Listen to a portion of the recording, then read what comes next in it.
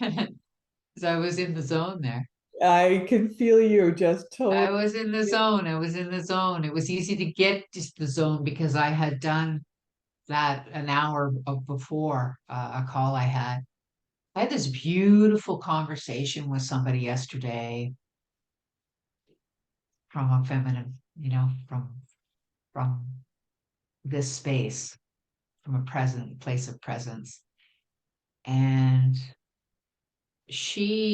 I was sharing the project, I was sharing my story, and she asked me, and I've had people ask me lately, I'm interested in how you have navigated through from all that happened. How have you been able to navigate to where you are now? And so I talk about that a bit, and I'm really excited about doing that work as part of this project as well. That one of the modalities has been working with you, Mhm. and putting that into words sometimes is challenging, but I'm being asked more and more, so I'm playing that out. I use the word embodiment mainly when I'm talking about it, but I'm not sure that people understand what that is. And I'm still just figuring it out myself. So I thought maybe we could talk about what embodiment means in terms of the work that you're doing. Might Yeah, be helpful to some people watching. absolutely. So, embodiment, when you think about it,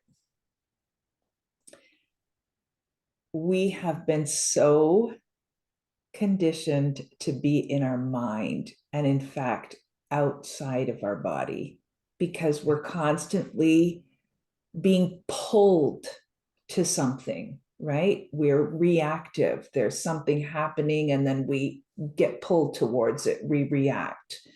We do, Yes. we do a lot of overthinking, right? And we're not at all connected to our body. We don't feel our body. We're not even aware we have a body. And Until something hurts in our body. exactly, and that's the body telling us, wake up. There's there's something more to life that you're forgetting. So that is the opposite. That's being out of our body and disconnected. And when we learn to be in our body, so bringing your attention inside, and you can do this, when you meditate, you get a feel for that, right? It feels really good, or maybe some yoga, it can feel really good. And then we come out of it, and then you lose it. And you go back to your thinking mind, and you're pulled to the work that you have to do, or the issues you're dealing with, or you're having fun, whatever. You're not aware of what's actually happening inside your body. And so embodiment work, the work that I'm now teaching, but I've had to embody myself first. Every single practice is about connecting somehow deeper to the inside, putting your attention. And I love this way of describing it. We learn to be inside our body, but we go beyond that, because it's not just, being on the yoga mat and being really aware of what's going on inside, or doing a meditation, equally being aware of what it's like to be inside our body with that beautiful peace and awareness it brings. But we bring this into practices that help us take it into our everyday practical life, so that when you and I are having a conversation now, we are both one eye inside our body, noticing what's going on, noticing the sensations that give us a direction of where we should go next, what we should say next. And at the other eye is outside, paying attention on what's going on. I'm paying attention to Susan. I'm paying attention to, the my room, where I am in my room, the window, I can see a bird flying by, you know? Hmm. So it's creating that ability to be embodied Mm. while you are also navigating your practical human life. Yeah, that's I like that. Yeah, for sure. Wow, that is an art. It truly Uh, is. yeah, I mean, I'm working with you. I'm putting many things that you're teaching me into practice. So I get what you're saying. I can connect it because I've had those moments where I'm in tune, like you described. Feel that way right now because I've actually done two practices this morning, right? So I feel it. I feel that, feel your words. I feel what you're describing. I know it. Mhm. 6 months ago, intellectually, I could understand the teachings or this sort of modality we're working with. Intellectually, I could understand it, but in terms of implementation or embodying it, experiencing it, knowing it, like most things, take practice, Yeah, practice, practice, practice. yeah. And I'm a slow student, but I'm consistent. You keep saying that about yourself, and I don't believe it's true. That's the best I Oh, believe. I'm not being hard on myself. Trust me, I'm not. It just, I'm slow and steady. I think slow and steady wins the race. Yeah. And when I do get something, I'm locked in. And it may take me longer than most to get there, but when I do, I'm locked in. I So really don't it's think all good. It's I all don't good. think you're a slow learner, Susan. Anyway, but both of us have felt this embodiment practices and the power of them. So, from your perspective, what would you say? Where do you feel the power? Why is it powerful? Why would you want to do this?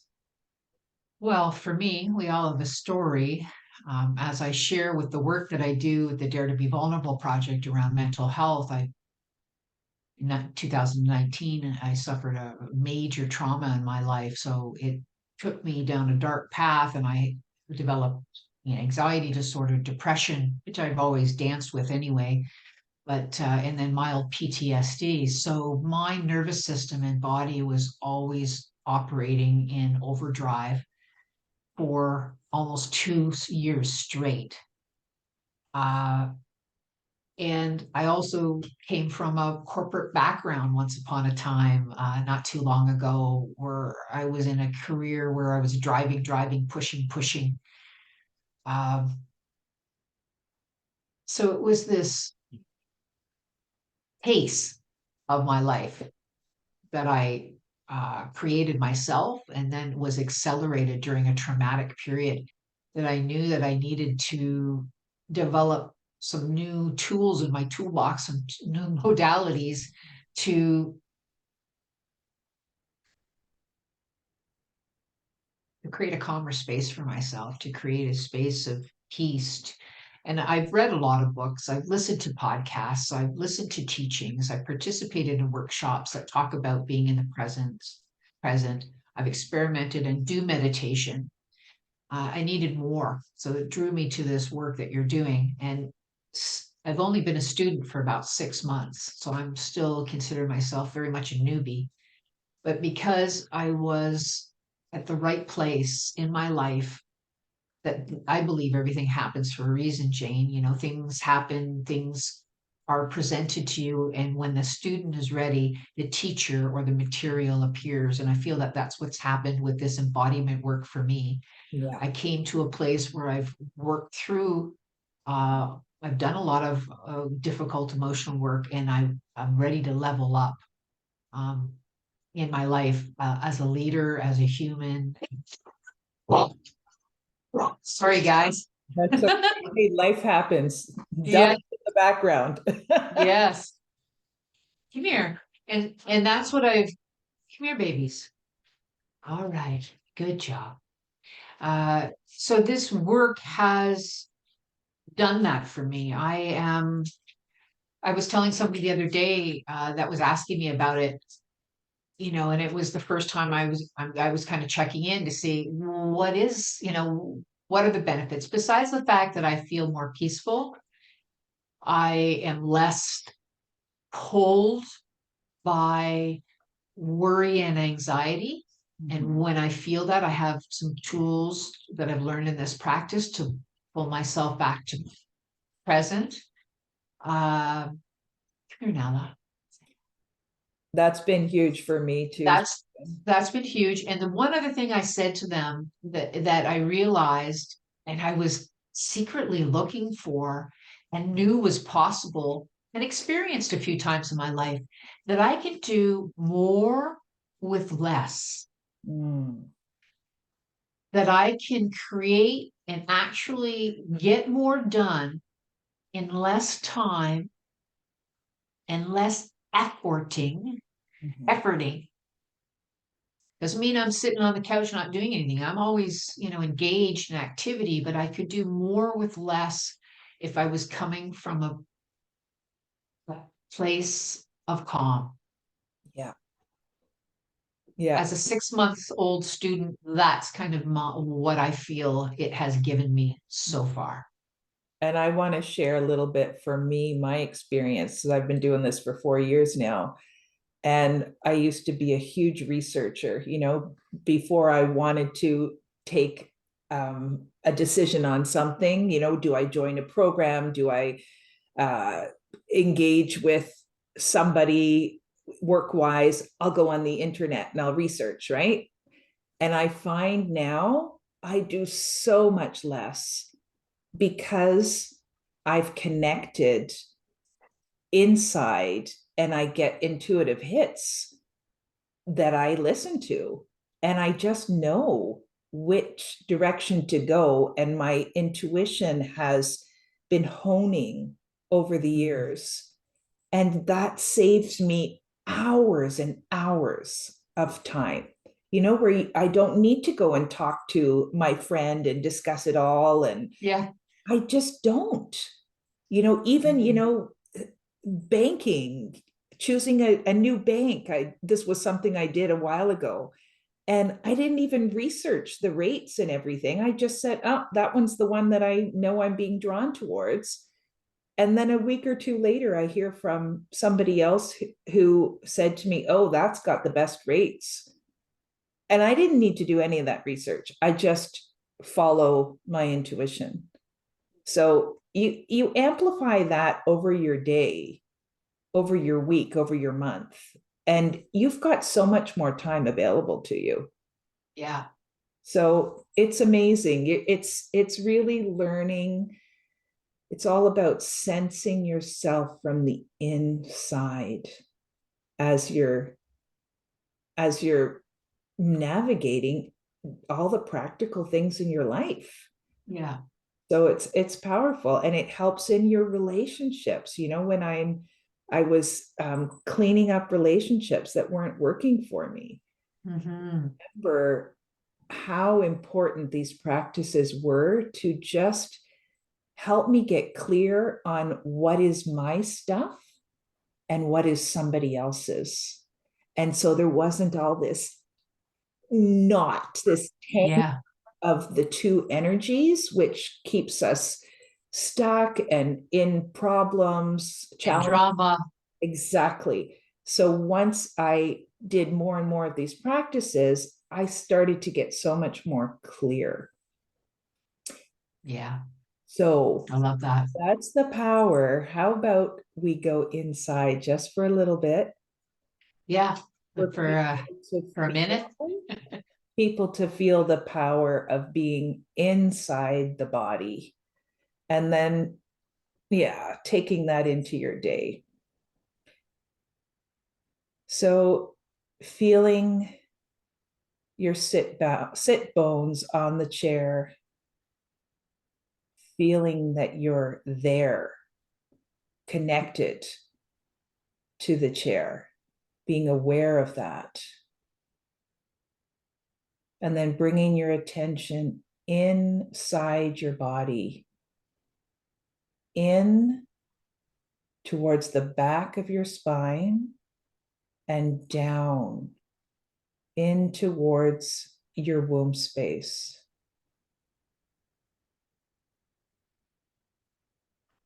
Into the center of your pelvic bowl,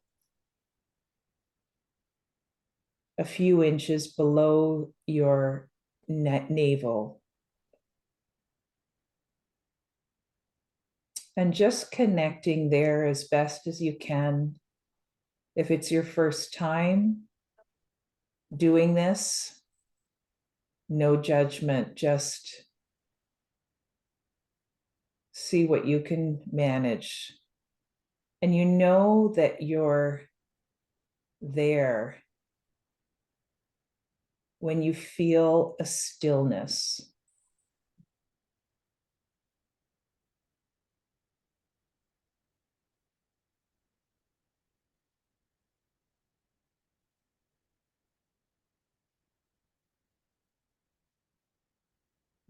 And you might see it as a small light in the middle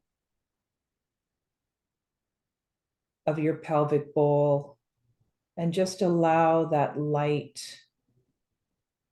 to start growing with every breath that you take. Just a little bit each time. Every breath, the light grows a little bit bigger.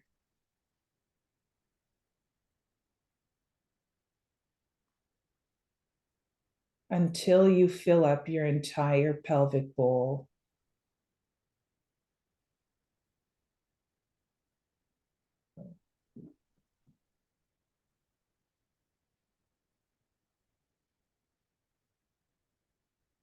And if your thoughts take you out somewhere else, no judgment, just bring them back.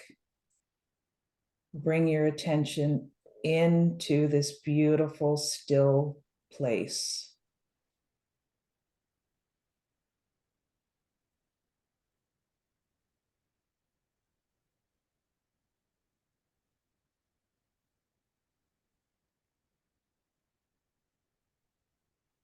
When you practice this, particularly before having a challenging discussion with someone, or before you start your workday,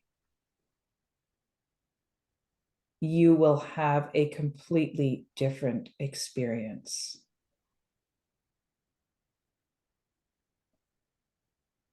And so I invite you to gently open your eyes and maintain this state of being inside and expanded in your womb space while you go about your next activity, and see if you can maintain that feeling. Be aware of what's happening inside as well as outside. And that takes practice. And it's so worthwhile because it changes the quality of your entire life, your relationships, your work. And people notice. Hey, Susan? Well, I notice, and I do notice the effect it has on others comparatively if I'm in my headspace compared to when I'm really coming from a place inside. Mm-hmm. This has been great. This is awesome. And of course, this is just a small taste of it, but this has been my third exercise this morning, and it's only 10:30. It's awesome. Awesome. It's going to be a great day, Jane. Woohoo!